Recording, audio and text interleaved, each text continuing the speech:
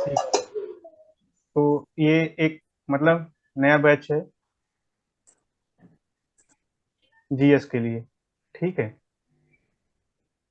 तो यहाँ सबसे पहले बात तो यही कि जीएस ठीक। हमें पढ़ना क्यों है। ठीक। इसको समझते हैं कि हमें जीएस पढ़ना क्यों है। ठीक है। तो सबसे पहला चीज यही जरूरी है कि हमारे एग्जाम के लिए ही जरूरी है। सबसे पहली बात तो यही है कि हमारे एग्जाम के लिए जरूरी है। लगभग आज के टाइम में हर एग्जाम के अंदर 40% वेटेज तो इसी का होता है। ठीक। तो हमारा पहला पर्सपेक्टिव तो यही हो गया कि हमारे एग्जाम के लिए ही जरूरी है। ठीक है। जैसे अभी के टाइम में जैसे सीजीएल के अंदर भी इसका वेटेज बढ़ा दिया गया है। ठीक है। और दूसरा, अगर दूसरा एग्जाम देखें, जैसे एक पेट होता है ना, पेट एग्जाम होता है। ठीक। उसके अंदर भी इसका अच्छा खासा पोर्शन होता है। ठीक है। और मतलब कोई भी एग्जाम ले लें तो वहां पे जो हमारा ऐसा 90% होगा। 90% एग्जाम ऐसे होंगे जिसके अंदर 40% वेटेज जो है वो जीएस का होता है। ठीक। तो जीएस एक तरीके से बहुत ही मतलब इम्पोर्टेंट रोल प्ले करेगा सिलेक्शन के अंदर। ठीक। तो यहाँ पे ये एक चीज ये हो गई कि जीएस पढ़ना हमारे एग्जाम के लिए ही इम्पोर्टेंट है। पहली बात तो ये, अब वो चाहे वनडे एग्जाम हो गया, चाहे वो सिविल सर्विसेज का एग्जाम हो गया। ठीक है। ओके। ये चीज हुई कि पहली बात तो हमारा एग्जाम परस्पेक्टिव से ही जरूरी है। दूसरा ये कि जीएस जो होता है हमारा बहुत ही पावरफुल होता है। ठीक। ये हमारा बहुत ही पावरफुल साइड है जीएस। अब जैसे ये हमें एक तो रियल लाइफ में हेल्प करेगा। ठीक है, डायरेक्टली ये हमें रियल लाइफ के अंदर हेल्प करता है। और दूसरा क्या है कि हमारे जो अदर सब्जेक्ट होते हैं उनको हेल्प करता है अंडरस्टैंड करने में। ठीक है। अब जैसे रियल लाइफ में क्या हो गया कि ये जैसे हमें एक तो अगर हमने जीएस की सही से तैयारी की है, जीएस सही से पढ़ा हुआ है, तो यहाँ ये तो हमारा मतलब ये कॉन्फिडेंस हमारा बूस्ट कर देता है जीएस। ठीक है। मतलब ये हमारा सीधा नॉलेज बढ़ा रहा है। ओके। ये चीज समझ में आ रही ना कि ये हमारा नॉलेज बढ़ा रहा है, जिससे नॉलेज अगर जब आएगा तो हमारा कॉन्फिडेंस ऑटोमेटिकली इंक्रीज कर जाएगा। ठीक। ठीक है। अब दूसरी चीज क्या है कि ये अदर सब्जेक्ट में भी हेल्प करता है। जैसे अभी जो एग्जाम चल रहे हैं उसमें एक इंग्लिश का सेक्शन होता है। इंग्लिश के सेक्शन में क्या पूछा जाता है, एक तो वर्ड मीनिंग होती है। वर्ड अरे मीनिंग। पढ़ते ही रख दे। वर्ड मीनिंग होती है जिसको वोकैब बोलते हैं। ठीक है। दूसरा क्या होता है, एक पैसेज आता है। ठीक, स्क्रीन सबको दिख रही ना। हेलो। हेलो। देख। हाँ ठीक है। हाँ भैया, दिख रही है। ठीक है, एक तो वर्ड मीनिंग होता है, दूसरा पैसेज पूछा जाता है। तो पैसेज जो हमारा होता है वो या तो इकोनॉमिक एंगल से पूछा जाएगा। ठीक। या तो पॉलिटिकल एंगल से पूछा जाएगा। इकोनॉमिक हो गया, या तो पॉलिटिकल होगा, या तो क्या होगा, इन्वायरमेंट का होगा। और ये एक चीज और हो सकती है कि वो सोसाइटल हो सकता है। ठीक है। सोसाइटल एंगल से पूछा जाएगा। तो ये मतलब मेनली जो हमारा पैसेज जिसको हम हिंदी में गद्यांश बोलते हैं। ठीक। वो पूछा जाएगा। तो उसमें अगर ये अगर थीम पकड़ लेते हैं कि वो किस पर्सपेक्टिव में है, इकोनॉमिक से है, पॉलिटिकल से है, अगर इसका बेसिक नॉलेज है हमें, तो हमें पैसेज को सॉल्व करने में बहुत हेल्प हो जाता है कि हम वो पैसेज जो है इजिली सॉल्व कर पाएंगे। हेलो। हाँ। हाँ पापा पढ़ा। पढ़ते। ठीक है। तो ये पैसेज को हेल्प कर देता है हमको अंडरस्टैंड करने में। तो और दूसरी चीज ये है कि इंग्लिश के अंदर जो वोकैब होते हैं। ठीक। यहाँ से ऐसे बहुत सारे वोकैब होते हैं जीएस से जो हमारे डायरेक्टली मैच करते हैं। ठीक। ये चीज हुई। तो जीएस जो है, जनरल स्टडीज जो है, ये हमारा दूसरे सब्जेक्ट में भी हेल्प कर रहा है। ओके। अब यहाँ ये देखते हैं, और ये तो हुआ कि ये दूसरे सब्जेक्ट में भी हमारा हेल्प कर रहा है। ठीक है। अब जैसे अगर कोई भी जीएस का अगर सही से स्टडी किया हुआ है, तो वो उसका मेंटल डेवलपमेंट बहुत अच्छे से हो जाता है। ठीक। वो उसका एक अलग पर्सपेक्टिव बन जाता है, वो चीजों को बेहतर तरीके से अंडरस्टैंड कर पाएगा। ठीक है। तो जीएस इस पर्सपेक्टिव से भी बहुत ही हेल्प करता है कि हमें एक अलग ही पर्सपेक्टिव, हमारा चीजों का नजरिया बदल जाता है देखने के लिए। हम रेशनली, मतलब एक सही ढंग से चीजों को सोच पाते हैं, वो चीज हो जाती है। ठीक है। रेशनलाइज तरीके से चीजों को सोच पाते हैं। तो ये चीज हो गई। तो अगर हम सम अप करें कि हमें जीएस पढ़ना क्यों है, तो एक तो पहला यही हो गया कि हमें एग्जाम के लिए पढ़ना होता है। दूसरा ये हुआ कि ये हमें अदर सब्जेक्ट में भी हेल्प करता है, अदर सब्जेक्ट के अंदर भी हेल्प कर रहा है। तीसरा, ये हमारे रियल लाइफ से बहुत ही अटैच हुआ है। ठीक है।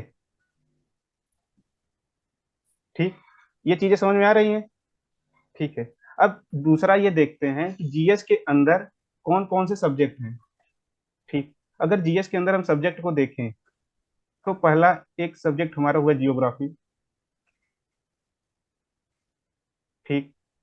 जियोग्राफी हुआ। दूसरा हुआ हमारा अ, दूसरा इकोनॉमिक्स ले लेते हैं। ठीक।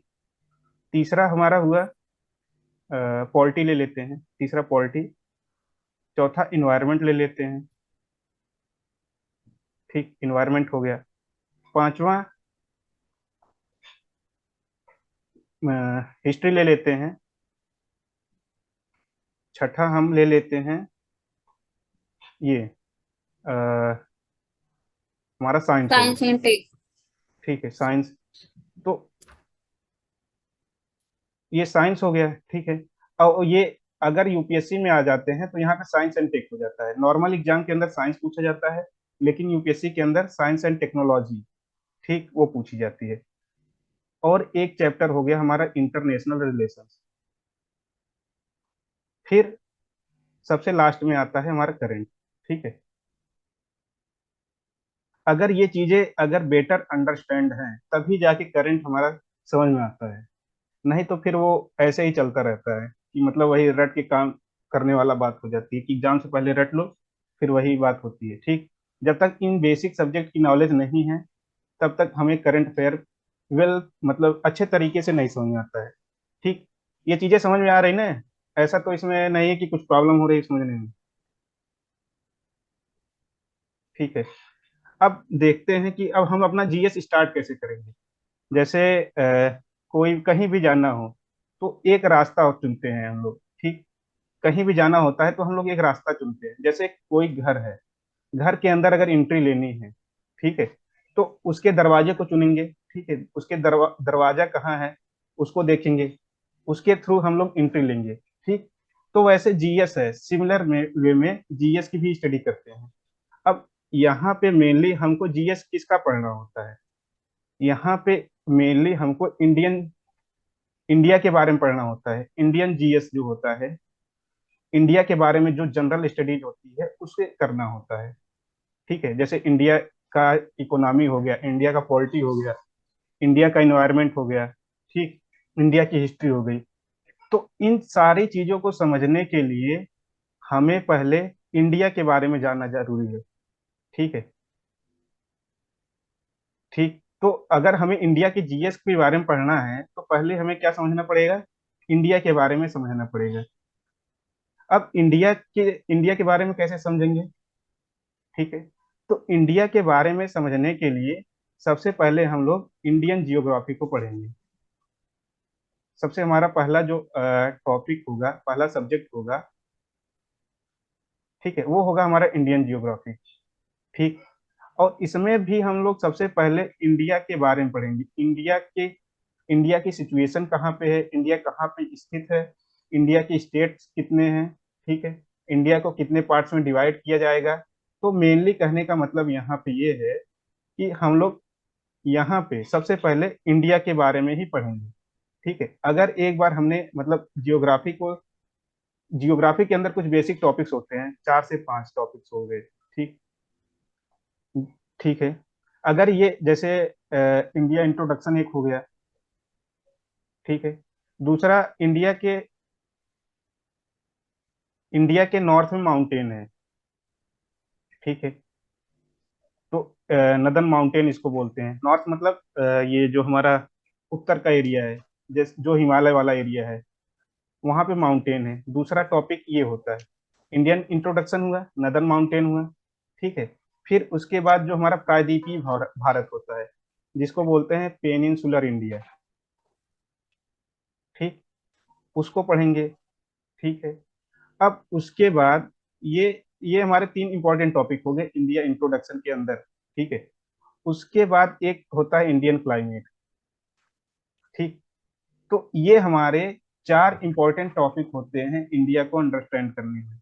ठीक है, अगर ये 4 टॉपिक हमारे अंडरस्टैंड हो गए तो हमें जियोग्राफी के अंदर आगे प्रॉब्लम नहीं होगी, इंडियन जियोग्राफी को समझने में आगे प्रॉब्लम नहीं होगी।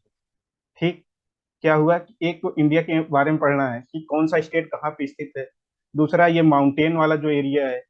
तीसरा ये जो प्रायद्वीपीय भारत है, जो नीचे वाला भारत है, जिसको साउथ इंडिया भी कहा जाता है, उसको पढ़ेंगे। फिर इंडिया के जलवायु के बारे में पढ़ेंगे, इंडिया की जलवायु कैसी है।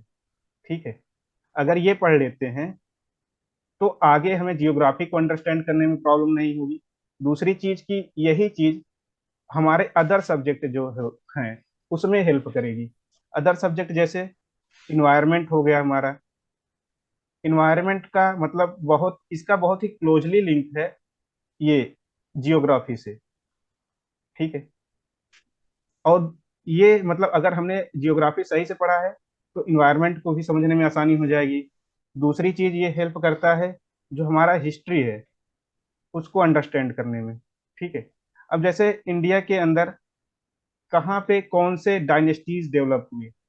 ठीक है, उनको डायनेस्टीज मतलब वंश, जो राजा राजा होते नहीं थे, मतलब एंशिएंट टाइम में और मिडिवल टाइम में जो राजा बने, वो कहाँ पे डेवलप हुए, उनको अंडरस्टैंड करने में ये हेल्प करेगा जियोग्राफी। ठीक, और तीसरा जो सब्जेक्ट है जैसे इकोनॉमी के अंदर हेल्प कर देगा। तो इस तरीके से जो हमारा जियोग्राफी है वो हमें हेल्प करेगा अदर सब्जेक्ट को अंडरस्टैंड करने में। तो हम कहाँ से स्टार्ट करेंगे अपने सब्जेक्ट को? जियोग्राफी से अपने सब्जेक्ट को स्टार्ट करेंगे। ठीक है, ओके, ये हुआ। ठीक है, अब ये है कि अब जैसे मैंने यहाँ अब कि जियोग्राफी हमने शुरू कर दिया। ठीक है, अब डेली क्लासेस कैसे होंगी? डेली यही हमारा जूम बेस्ड क्लास होंगी। ठीक है, ग्रुप में मैं डेली लिंक भेज दिया करूंगा, मतलब डेली 7 बजे के आसपास मैं डेली लिंक भेज दिया करूंगा। ठीक, तो लिंक पे क्लिक करोगे तो वहां से डायरेक्ट ज्वाइनिंग हो जाएगी। दूसरी चीज ये कि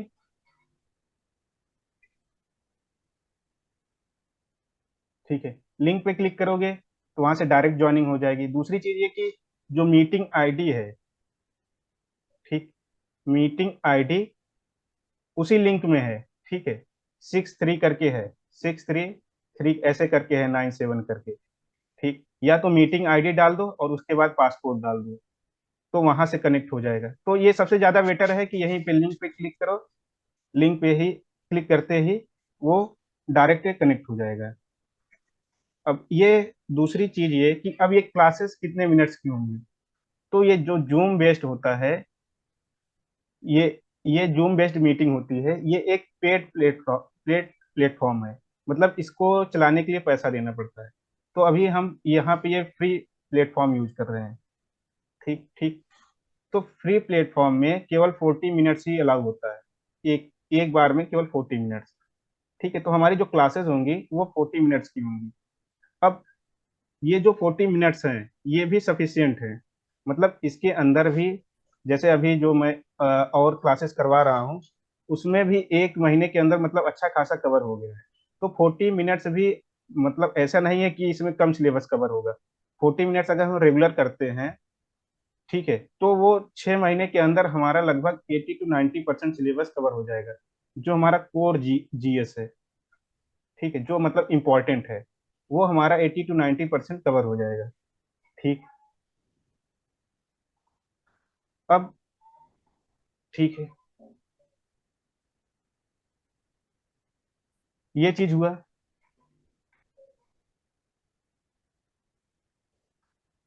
हाँ ठीक है, अब ये क्लासेस होंगी कैसे, मतलब मीडियम कौन सा रहेगा। मोस्टली मैं ये ट्राई करूंगा कि जैसे दोनों मीडियम के अंदर, अभी तो मैं बोल तो रहा हूँ हिंदी में ही बोल रहा हूँ।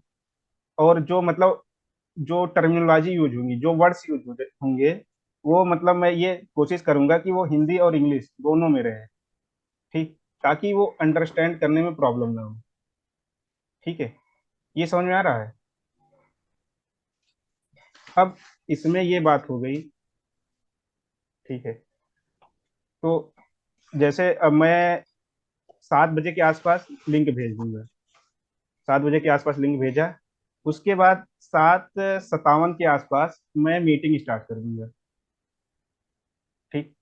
तो सब लोगों को लगभग 8 बजे तक ज्वाइन कर लेना है। और जो हमारा क्लास होगा वो 8:02 से स्टार्ट हो जाएगा। ठीक। तो 8:02 से यही 8:40 के आसपास तक क्लास चलेगी। ठीक है, मतलब जहां पे 40 मिनट कंप्लीट हो जाएंगे, वो अपने आप क्लास डिस्कनेक्ट हो जाएगी। ठीक। तो यही अपना शेड्यूल रहेगा। और ये मतलब हफ्ते में 5 दिन भी क्लासेस हो सकती हैं, 6 दिन भी, मतलब 5 से 6 दिन क्लासेस हो सकती हैं एक वीक के अंदर। ठीक है, वो मैं मतलब ग्रुप में बताता रहूंगा सबको। ठीक है, ग्रुप में मैं मैसेज कर दूंगा। ठीक। अब और किसी को कुछ पूछना है तो पूछ सकते हैं, नहीं तो हम लोग अब यहाँ से जियोग्राफी स्टार्ट करते हैं। हेलो। किसी को हेलो। कुछ पूछना है तो वो पूछ सकता है, नहीं तो जियोग्राफी स्टार्ट करें फिर। हेलो। हाँ भाई, बोलो। गोलू को ऐड कर लो। गोलू शायद डाल रहा था कि उन लोग को ऐड कर दो। अच्छा। मतलब वो ज्वाइन कर रहे थे तो ज्वाइन करो, एक्सेप्ट करो। ठीक है, ठीक है। ठीक। ठीक है।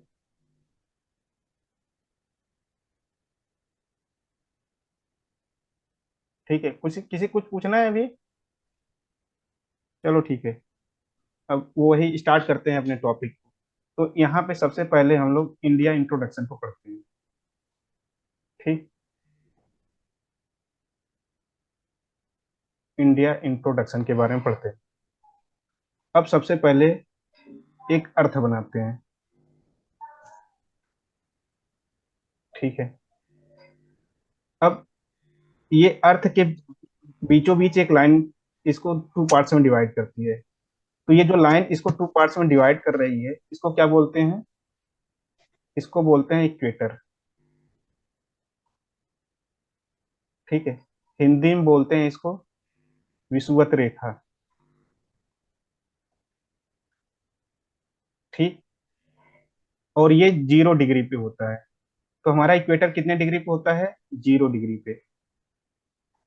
ठीक है, जो ऊपर वाला पार्ट है, ठीक, जैसे अगर हम डायरेक्शन बनाए, डायरेक्शन में इधर इस तरफ ईस्ट होता है, इस तरफ वेस्ट होता है, ऊपर नॉर्थ होता है, नीचे साउथ होता है।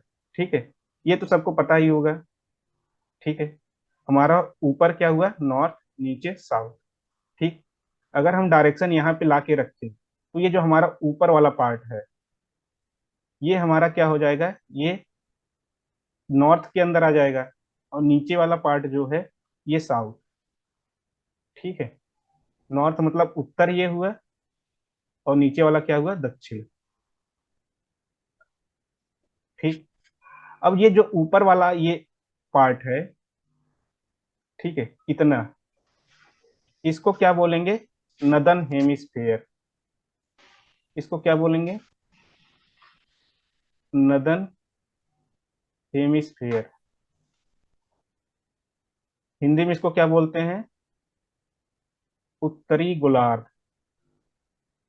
ठीक है, स्फेयर मतलब गोला होता है, हेमी मतलब आधा।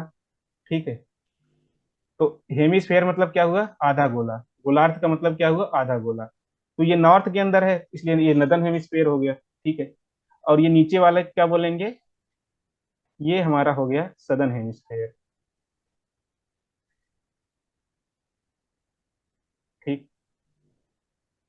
ये हुआ ऊपर वाला हमारा नदन हेमिस्फीयर हुआ, नीचे वाला सदर्न हेमिस्फीयर यानी दक्षिणी गोलार्ध।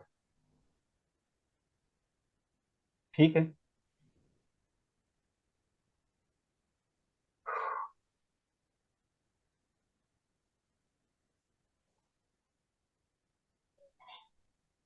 अब समझते हैं हमारा लॉन्गिट्यूड क्या होता है और लेटीट्यूड क्या होता है। इसमें कुछ लिखना हो तो इसमें ये नोट कर लो, किसी को कुछ लिखना हो तो। ठीक है। ये हमारा अर्थ हो गया। ठीक है। ये हमारा हुआ 0 डिग्री। ठीक। इसी 0 डिग्री को क्या बोलते हैं? इक्वेटर। मतलब एक ऐसी लाइन जो अर्थ को टू पार्ट्स में डिवाइड कर दे। ऐसी लाइन जो अर्थ को टू पार्ट्स में डिवाइड कर दे उसे क्या बोलेंगे? इक्वेटर। ठीक है। इक्वेटर होता है हमारा ये 0 डिग्री पे। ठीक। अब यहाँ पे हम देखते हैं कि लेटीट्यूड्स क्या होते हैं हमारे। Latitudes,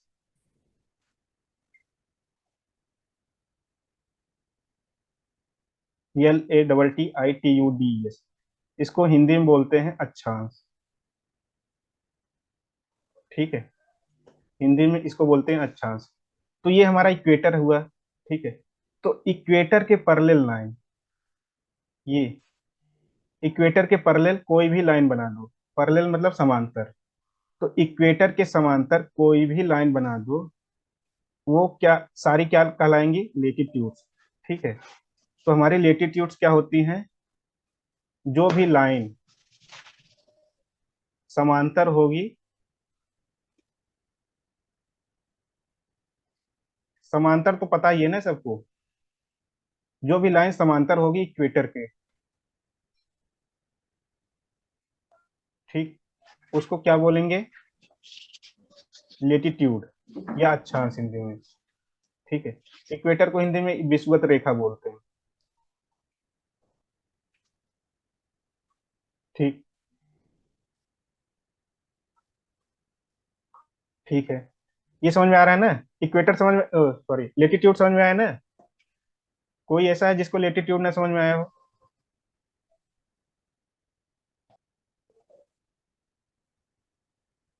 hello.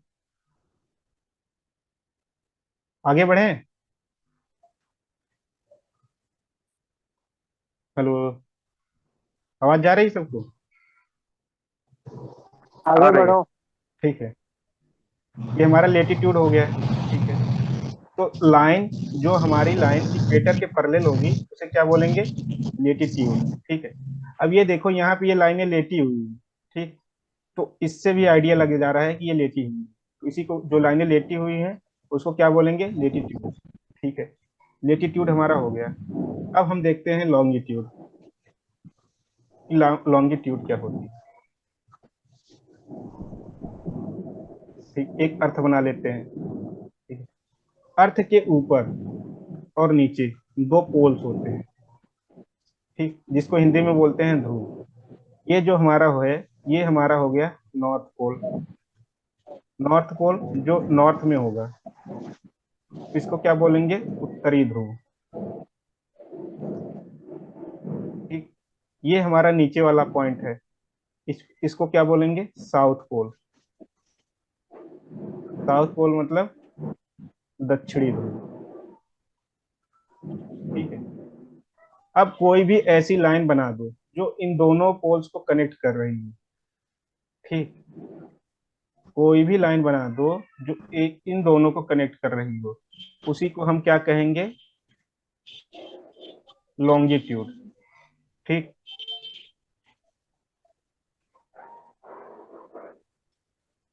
लॉन्गिट्यूड को हिंदी में क्या बोलते हैं? देशांतर। ठीक है। तो कोई भी लाइन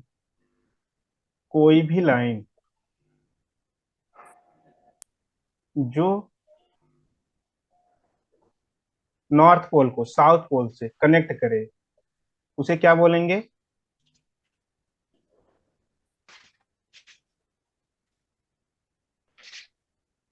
नॉर्थ पोल को साउथ पोल से कनेक्ट करने वाली लाइन को क्या बोलेंगे? उसे बोलेंगे लॉन्गिट्यूड। ठीक है। अब लेटीट्यूड और लॉन्गिट्यूड में किसी कंफ्यूजन है? हेलो, सही है ना सब? हम्म। ठीक है। ये लेटीट्यूड और लॉन्गिट्यूड ये नोट कर लीजिए।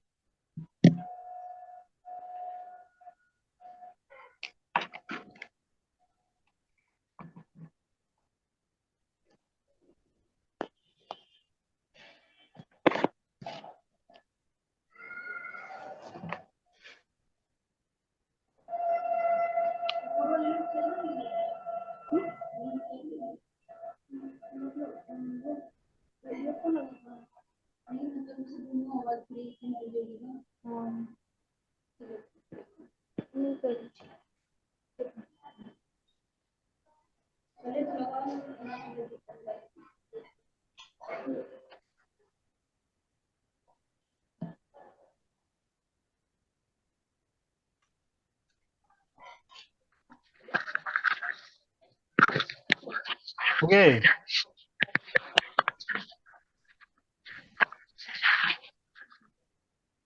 ठीक है।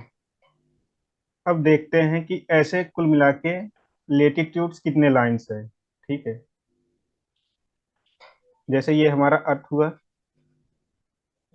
अब ये हमारा हो गया 0 डिग्री। ठीक, मतलब इक्वेटर। ऐसे करके अर्थ को एक एक डिग्री करके ऊपर और नीचे डिवाइड कर दिया गया है। ये 0 डिग्री, ऊपर क्या हुआ 1 डिग्री, 2 डिग्री, 3 डिग्री, ऐसे करके जो हमारा पोल आता है, पोल पे हमारा हो गया 90 डिग्री। ठीक है। और नीचे भी ऐसे करके डिवाइड कर दिया गया है। तो यहाँ जो साउथ पोल आएगा उस पे भी क्या हो जाएगा 90 डिग्री। ये 90 डिग्री नॉर्थ और 90 डिग्री साउथ। ठीक। अब तो हमारी ऐसे टोटल मिला के कुल कितनी लाइंस हो जाएंगे? तो यहाँ पे ये हमारी जो इक्वेटर वाली लाइन है ये दोनों के अंदर कॉमन है। ठीक है। इसके ऊपर 90 लाइन, मतलब इक्वेटर से लेके ऊपर तक 90 लाइन है। और फिर यहाँ नीचे इक्वेटर को छोड़ करके, ठीक, 89 लाइन है। क्योंकि यहाँ पे इक्वेटर तो एक बार काउंट हो चुका है। ठीक, इक्वेटर से लेके ऊपर तक जाएंगे 90 लाइन है। अब दूसरा, अब बार जब साउथ की तरफ आएंगे तो इक्वेटर को छोड़ देंगे, नीचे वाले को काउंट काउंट करेंगे। ठीक है।